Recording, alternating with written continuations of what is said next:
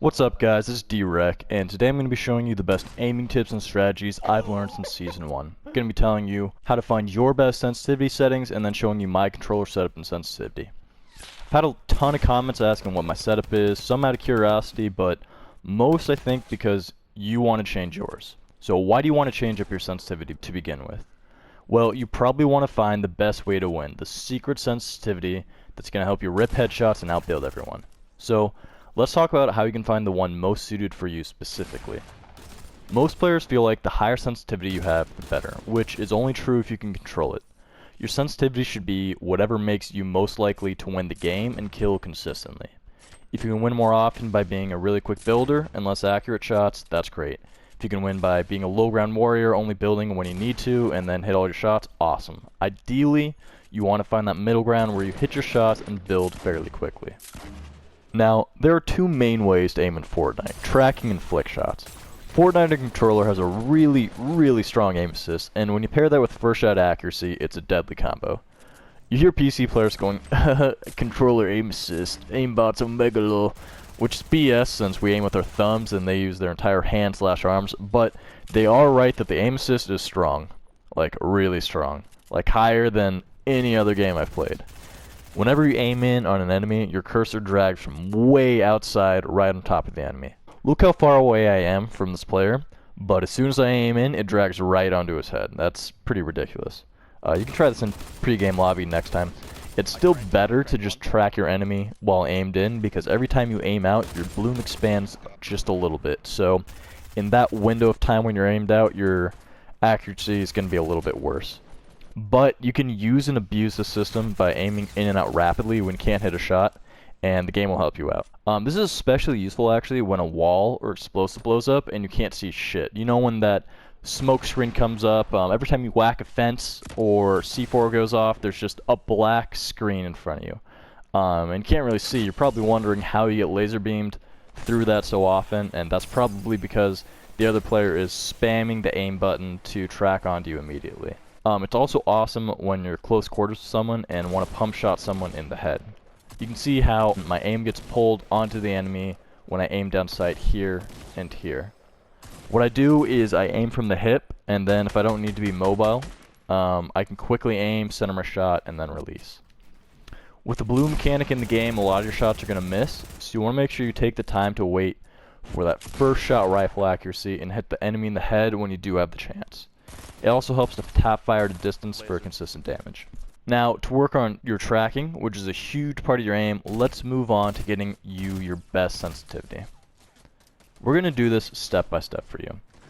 Your XY sense is the first thing you should change, and its focus should be increasing it as high as you can where you still consistently hit shotgun shots from the hip.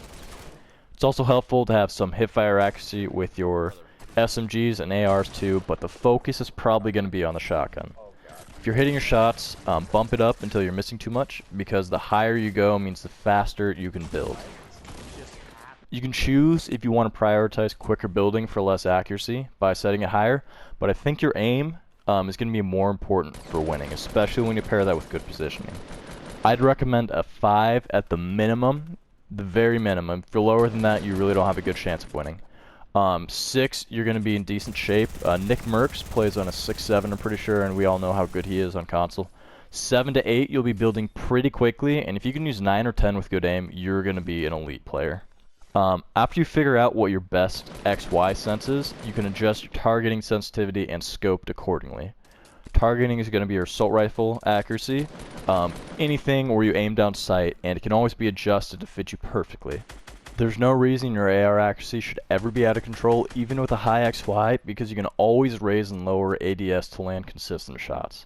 Same goes for your scope sensitivity. This is your snipers, thermal ARs, and scoped ARs. I like mine a little higher than my targeting sensitivity, because usually I'm going to be trying to lead shots, and I like being able to flick shot a little more with snipers. But again, you can adapt this up or down with whatever works best for you. I usually recommend these around 0.5 to 0.6, because that's just going to make sure you're slowing down a little bit to where you're hitting those shots consistently, but it's whatever works for you based on your XY. If you have no idea where to start, you're just starting at the game or you want to try something new, Put it at 6.6 and 0.5, then adjust as you feel comfortable. As we've said, you can win with any level of sensitivity. Like I said before, Nick Merckx just won $30,000 and finished like top 5 in earnings against PC players, and he plays on 6.7. That's a recent change. He played on 6.6 for a while. You can also go watch crazy highlights of Noisy, who plays on 8.8 or higher.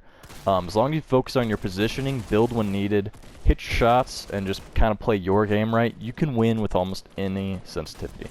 With all that being said, though, here's my setup.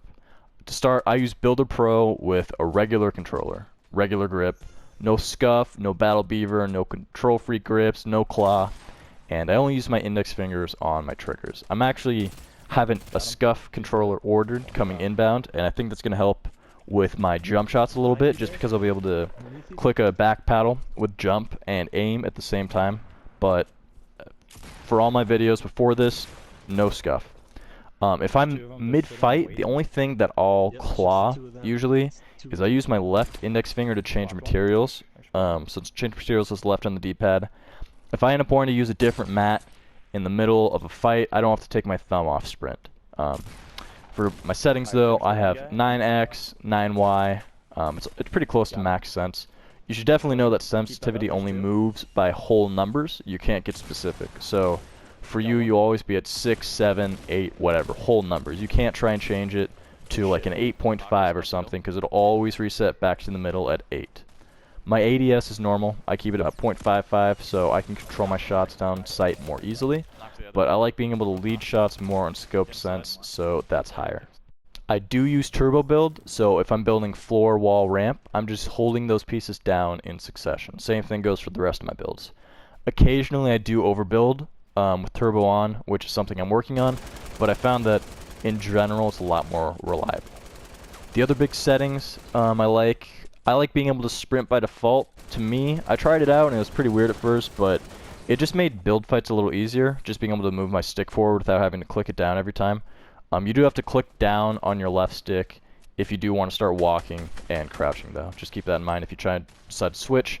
I love having sprint cancel reloading, since I prioritize running away if I'm in a fight, and I like having tap to search / interact, since it makes it easier to revive and drop my buddy bandages. I definitely have edit aim mode assist all the way off. It was always a pain dealing with aim assist while building. And the last thing I have is vibrations turned off. It just makes it easier to aim and play with it off. If you've never switched, it's a pretty noticeable change, so give that a go as well. Anyway, make sure you like the video, and if you're new, make sure you subscribe for more tips, tutorials, and awesome gameplays. If you need help with sniping, shotguns, and building, I left some great tutorials in the description that you can check out. Thank you for watching, though, and I'll see you next time.